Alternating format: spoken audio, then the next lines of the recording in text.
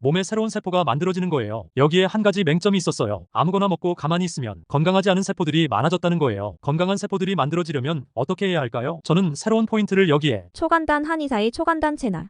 사람들이 놀라는 부분이 있어요. 사람 몸에서 하루에 3,300억 개의 세포가 교체한다는 거예요. 이스라엘 와이즈만 연구소에서 발표했는데 하루 약 80g이 교체되는 양이라고 해요. 이때 몸에서 죽은 세포는 일부는 떨어지고 일부는 분해되고 일부는 기생충의 먹이가 된다고 해요. 그럼 매일 교체되는 세포의 대부분은 뭘까요? 연구소 발표에 따르면 86%는 적혈구와 백혈구와 같은 혈액세포였다고 해요. 적혈구는 산소를 공급해주고 백혈구는 면역력에 관여하기 때문에 매일 교체되는 적혈구, 백혈구의 건강이 우리의 건강과 면역력 향상의 가장 핵심적인 키워드예요. 당연히 좋은 것을 먹어야겠죠. 그런데 혈액세포들이 만들어지는 원료인 단백질을 섭취 안 하고 밥 종류, 밀가루만 먹으면 어떻게 될까요? 좋은 세포로 교체되지 않아서 면역력이 무너지는 주범이 됩니다. 그런데 여기에서 또 생각하지 못했던 영역이 있습니다. 바로 장상피세포라는 것인데 쉽게 말해 위장, 소장, 대장의 내막을 형성하는 세포예요. 물질을 흡수하고 안 좋은 것은 막는 중요한 역할을 해요. 하루에 혈액세포 다음으로 많은 12%의 장상피세포들이 교체된다고 와이즈만 연구소는 발표했어요. 소화가 잘 안 되나요? 장이 잘 안 움직이는 것 같나요? 더부룩하신가요? 변비가 자주 생긴다고요? 위염이 자주 생기나요? 내 내장의 세포들이 건강하지 않았을 확률이 높습니다. 여기에서 또 놀라운 차이가 있습니다. 기름기 있는 고기를 먹으니까 소화가 안 됐어요. 그래서 고기는 잘 안 먹고 밥 위주로 먹어요. 보통 이런 사람들은 소음인 체질에 해당해요. 무언가 먹으면 더부룩해요. 이런 사람들은 태음인 체질이에요. 잘 먹는데 변비가 자주 생겨요. 이런 사람들은 소양인 체질이 됩니다. 장상피세포가 안 좋으면 모든 사람이 똑같은 반응이 나올 거라 생각하지만 나타나는 증상은 체질에 따라 달라집니다. 이것이 건강에 대한 첫 번째 오해입니다. 모든 사람이 건강한 상태가 동일하지 않아요. 이것을 체질이라고 하고 우리는 체질 건강을 챙기는 지혜를 가져야 해요. 다시 와이즈만 연구소의 발표 내용으로 돌아가서 인체 전체의 세포가 교체되는 주기가 평균 80일, 몸에 새로운 세포가 만들어지는 거예요. 그런데 여기에 한 가지 맹점이 있었어요. 아무거나 먹고 가만히 있으면 그 새로 만들어진 세포들 중 건강하지 않은 세포들이 많아졌다는 거예요. 그렇다면 건강한 세포들이 만들어지려면 어떻게 해야 하나? 저는 새로운 포인트를 여기에 둡니다. 앞서 말한 것처럼 체질입니다. 세포 주기는 나이, 건강 상태,